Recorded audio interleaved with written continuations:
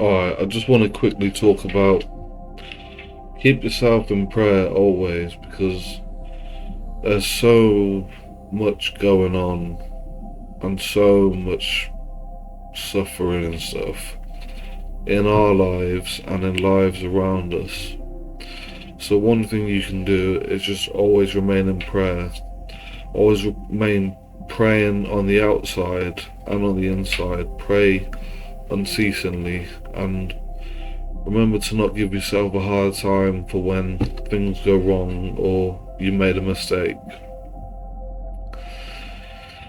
If Source and Spirit is the complete presence of love and awareness and all knowingness and omnipresence, why would they have a problem with you making a mistake? They wouldn't, because you are that itself at a higher level. Because we all came from the same place. If there was no beginning or if there was a beginning, and it's always existence, then remember you are that too at a higher level. So be aware and be in the moment that everything is always alright. Truthfully, stay praying inside yourself and stay praying outside yourself. Some people say don't pray, which also makes sense because everything's always going to be how it is no matter what anyway. So whether you pray or not, everything's always going to be how it is. But I believe when you do pray, you're setting your mind on something intentionally that's going to create through Spirit and Source and the power of God. So remember to pray or not pray, but try and just take it easy on yourself.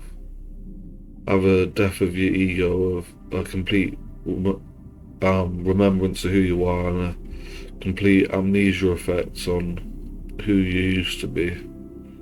It's almost like it was all wiped away, washed away, like the shores of the sea. So your time will come to experience happiness and joy.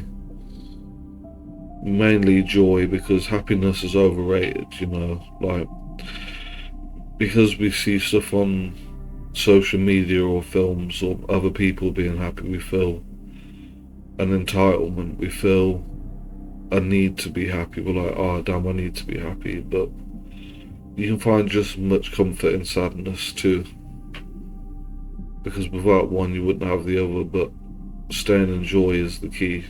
You can be sad and still have a lot of joy.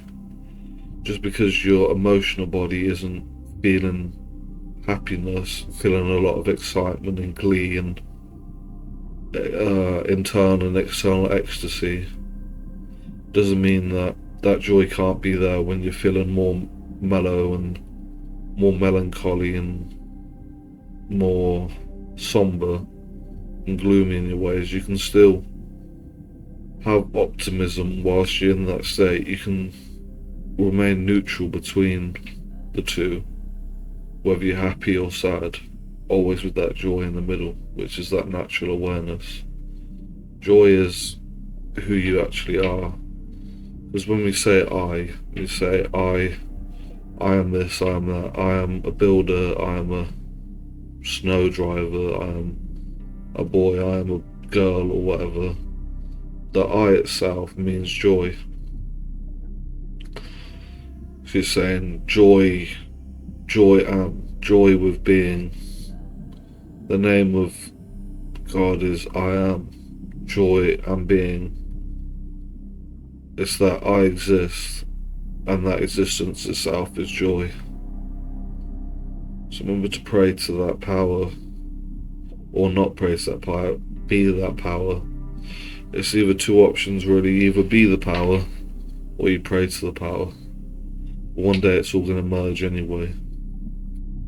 When you're dead and the Divine Mother is tearing you apart, like Guruji says, it'll feel painful at first, like a needle going into the arm, But what that needle is doing is actually healing you. You might feel the slight pains from the prick, but the medicine itself is healing you. And that's what the Divine Mother is doing, is always creating us anew.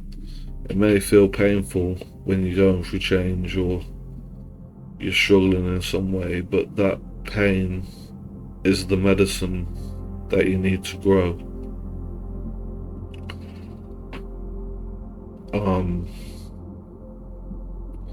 I think that the world is strange because there seems to be a conversation that's being had, but you always got to question, is this the right conversation? Conversation about keeping peace or not keeping the peace, but really, is that really what needs to be discussed? We could talk about how many people die from suicide or how much violence there is in the world, but yet we talk about stuff that's irrelevant, when really we need to get to the core issues and help the people from a core level of a base understanding that we all are naturally joy. No matter how sad you feel, there's always a remaining joy beyond your body mind experience that you can tune into and become at peace and one with, which we all are connectively, and which is the higher self and the God self that always is looking out for you even when you're in that way. And when people take their lives,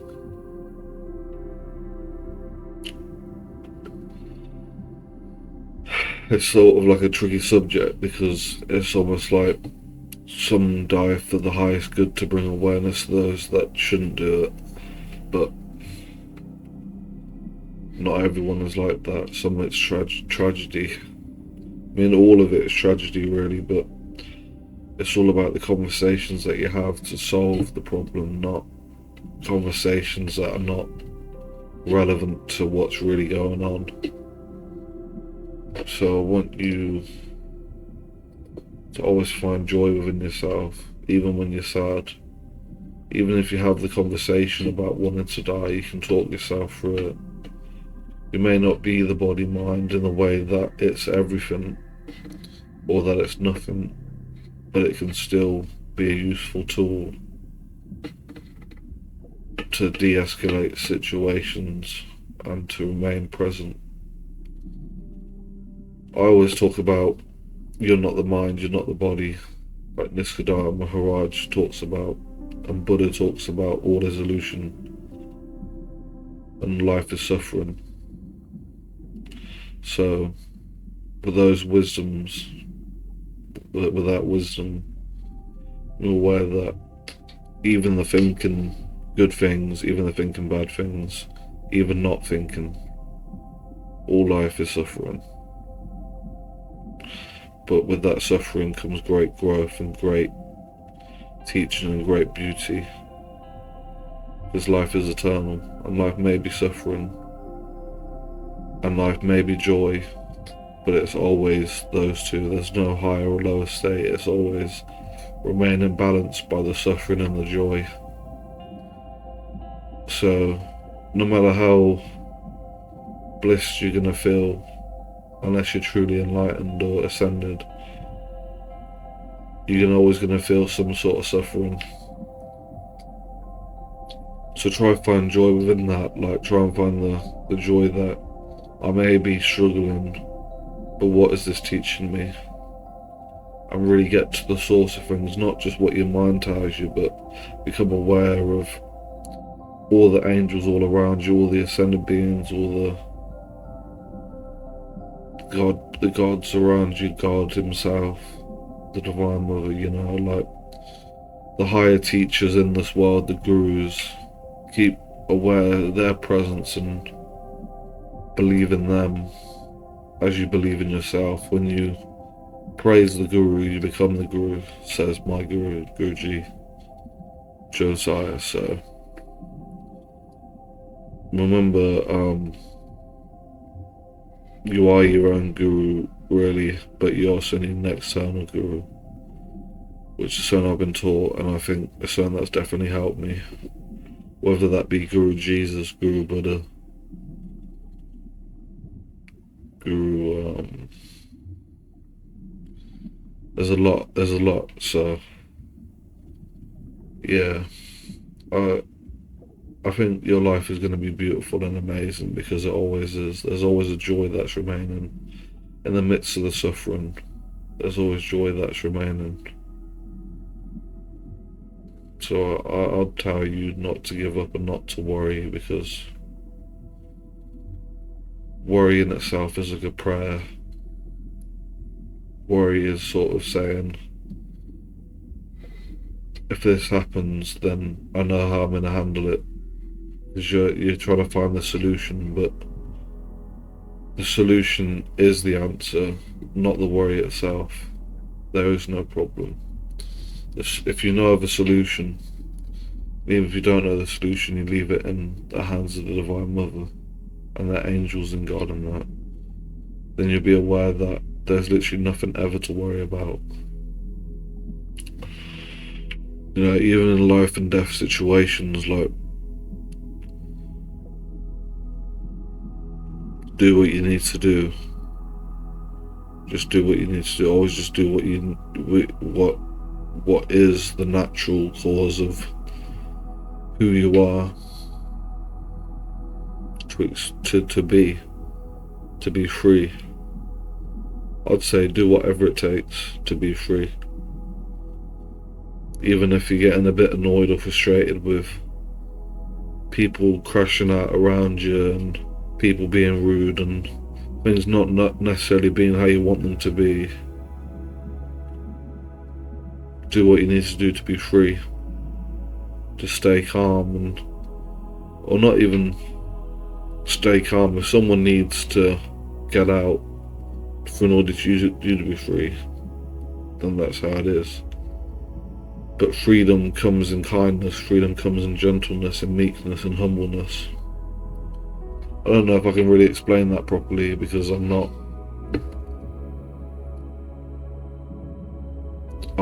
like a high guru, but I recommend just looking up gurus and meditating in the practice of Zen and Qi, breathing exercises, and being aware of angels always being around you to support you. You've always got a guardian angel to help you. Everyone has. That's why the world will never truly come to an end, because there's always angels protecting even the worst of people, and even the very best is. It's all beautifully balanced by the suffering and the joy. So be calm, be kind, be courageous and brave, you know, if you have to be. But remember, whilst you're in the activity being courageous, like, you know, everyone's gonna die, and this life is a dream, you know, like, you don't get afraid in your dreams, so, unless you're having a nightmare, but you wake up from nightmares, and you can wake up from any nightmare that you're going through and dream a new dream, fall back to sleep and stay awake, do whatever you want to do, but leave this world as a dream and then move on with your life. Just recognize the truth of the Sadguru within you and the higher Waheguru, God. So yeah, this is just me rambling about stuff. I know some of you guys resonate with this. These are more like Holy Spirit Tree of Life teachings, so no wisdom truly just comes from the person themselves. Like, no one's really a genius in that way. It all comes from the source of things, which is God. So I surrender myself and I stay in peace, and I want you to rest in peace and love. Peace.